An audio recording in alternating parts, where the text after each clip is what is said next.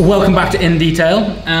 This is an unconventional place to start the next episode of In Detail, but we typically come up with the topic of content based on your questions and feedback. For any of you guys tuning in to this episode, this is Afa, lead detail extraordinaire here at NVN London, and today we had a bit of an interesting case because we had a recent client of ours come to us with his Nissan GTR. That's right. So it was originally gloss black, this car. Correct. Right.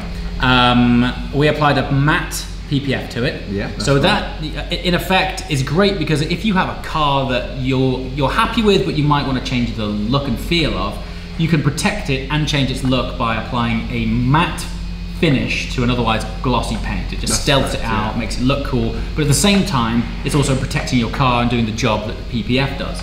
Now, on the topic of that, we often get comments and questions: to what degree does PPF protect your car? Now, I think a lot of people associate it with stone chips. I mean, that's the sort of brunt of its work, is that sort of initial front end impact you get when you're on your average road journey, you know, stopping from general debris fallout, like bird droppings, tree sap, things like that.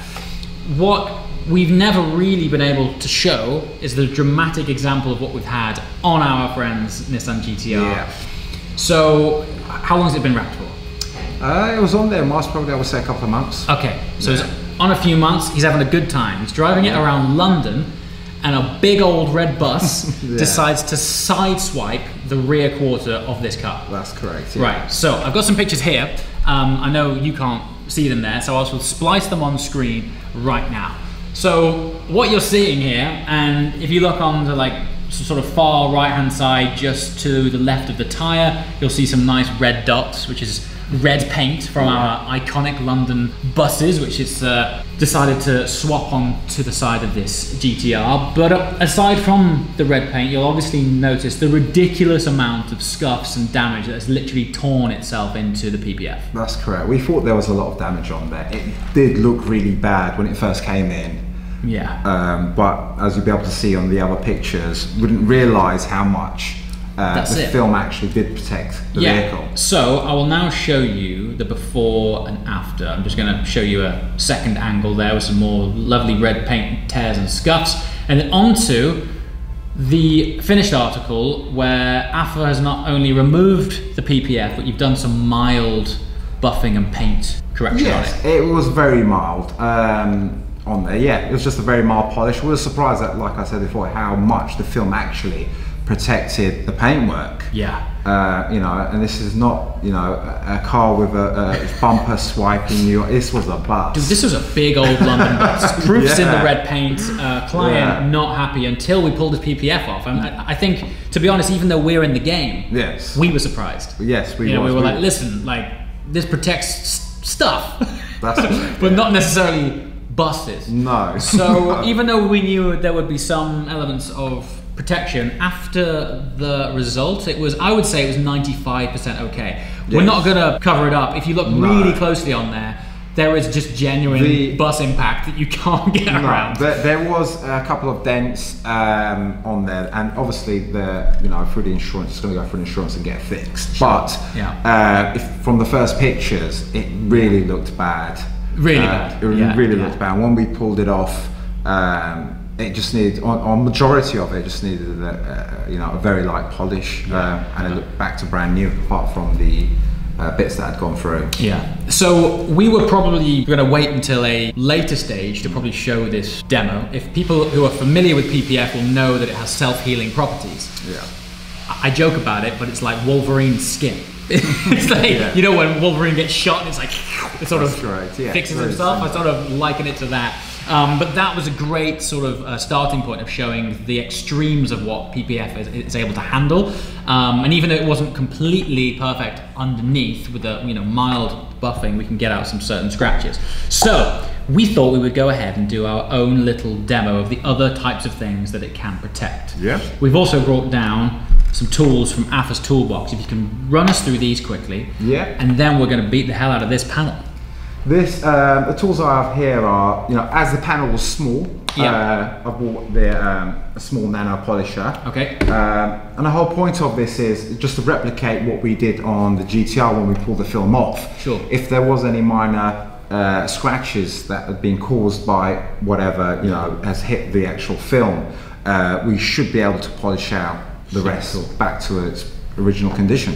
So how its self-healing property works is it's done through heat, right? Correct. That's correct, yes. If it's sort of minor, sort of light surface, I don't know why I call it spider webbing, but particularly if you take a black car through your average sort of, you know, 5 pound wash. Yes.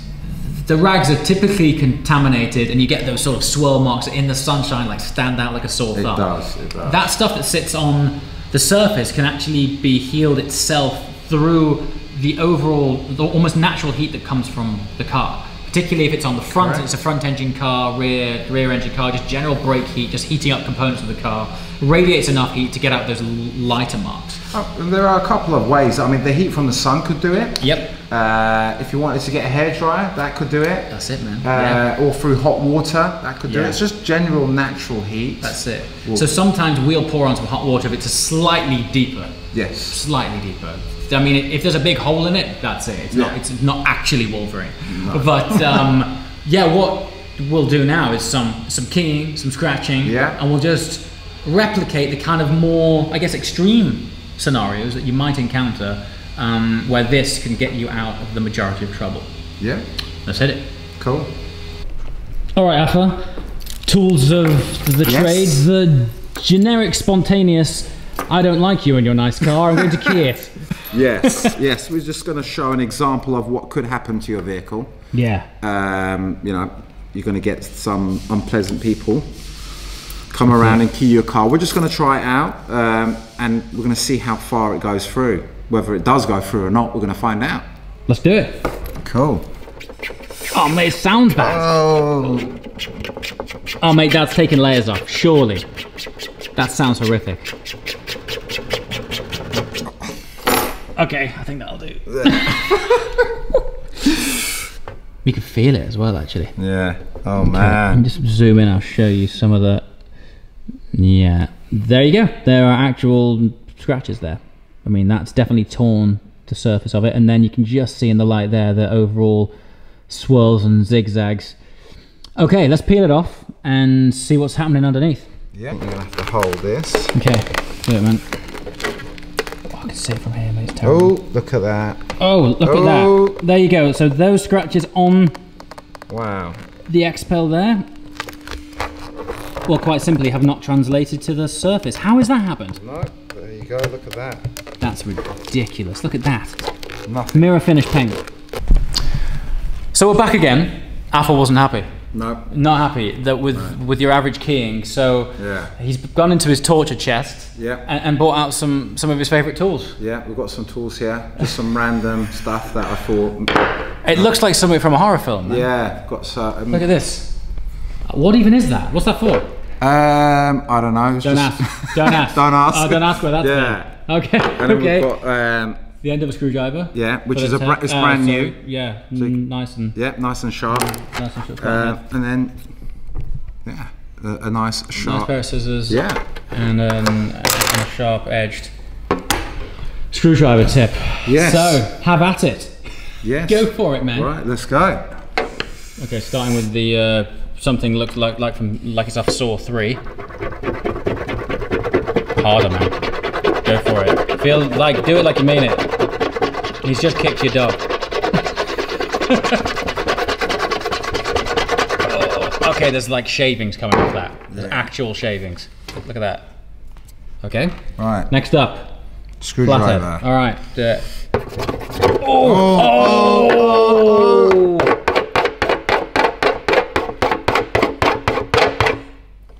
That's proper nasty. That's okay, and then I would go so far as to say the ultimate test. Yeah. The sharp end of scissors. Yeah. Oh, dude.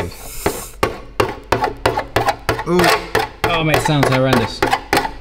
I know we're on a demo panel, but I can't help but think this is on like the side of. I mean, in there we've got a beautiful black Lusso 19 plate. Oh, mate. You be bad man. There we go. Right. Right. So, yeah, we've effectively just Yeah. reapplied some PPF, so this should be a bit easier to peel off. Fire away, I guess there's nothing more for it. No. Okay. Ready? Yeah, go for it.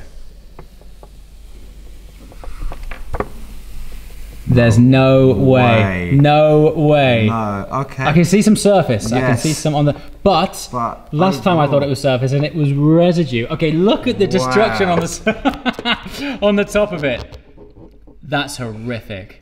Right, and it has actually, there are places, look, where it's really etched through on the opposite side. That is, they are deep. Look at that. Oh yeah, you can really see that. That's horrendous. Okay. Right. So, I mean, first inspection, looking pretty... I mean, it doesn't look too bad. I'd be happy with that. I'm just gonna get a quick detailer with a cloth, and I just want to see if it wipes away.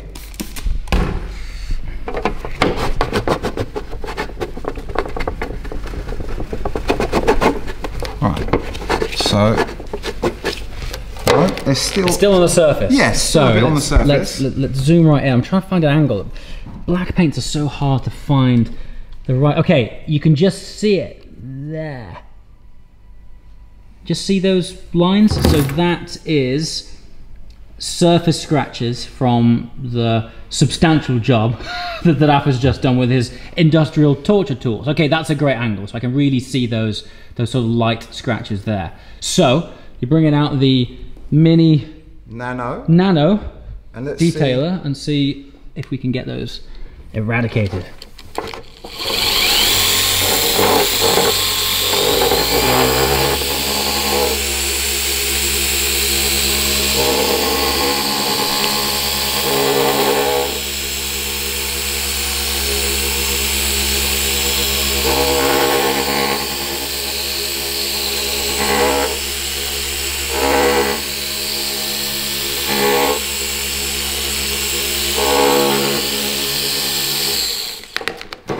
Okay, and I know that was on there for quite a lengthy time. Normally, in my normal videos, I would cut that to be like, that's the gist. What I want to do is make sure we're not cutting anything, so no one thinks we've swapped any panels or anything. No. All right, let's see what happens now.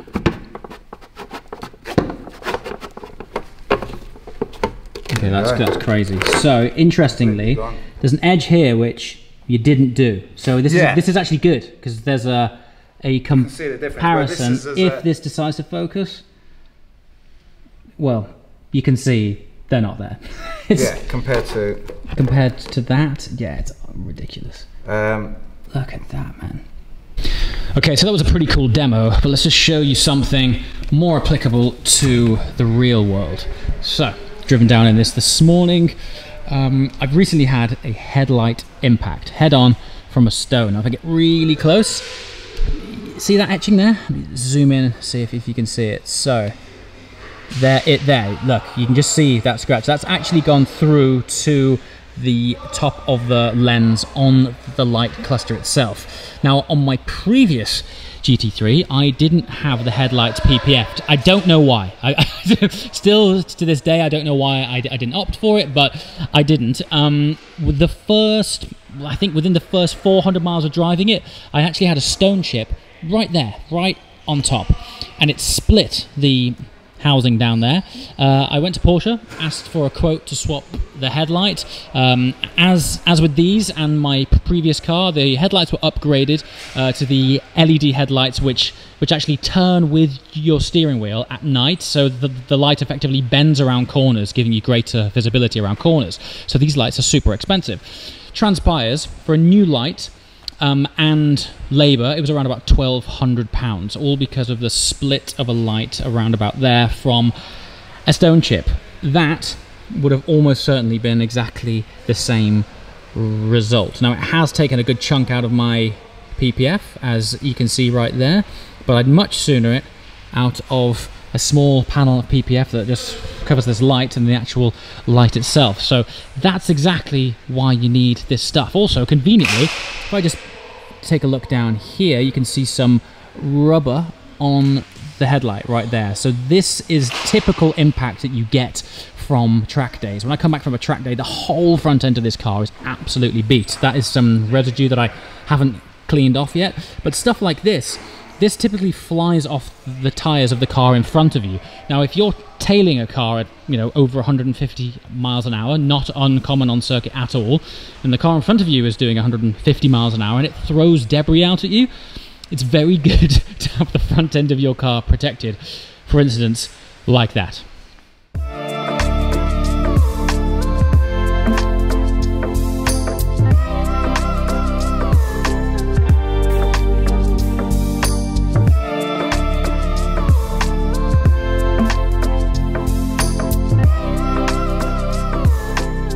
So there we have it, quick insight into the benefits of paint protection film. As always, questions and comments below. What other in detail series do you want to know? How-tos. Basically, we've got almost hundreds of years of combined experience through all of our staff and team here. Afa in himself has had just over 15 years of experience in detailing alone, and we have similar amounts of experience in other areas of car care, PPF, ceramic coating. It's all very cool stuff, and we have these resources to give back and share with you. So let me know, comments below, what would you like to know, see us do, see us share. That's what this In Detail series is all about. We'll be back soon with some more car care tips. We've got some pretty insightful tips on interiors coming up around leather and Alcantara, and just treating cars, and interesting applications for ceramic coating as well. That's coming soon. But really, this is feeding back to you. It's a thanks. It's an insider's info as to the tips that we can apply here, but you can use literally on your driveway at home on your own car. As always, thank you so much for watching. I shall see you next time. Ciao.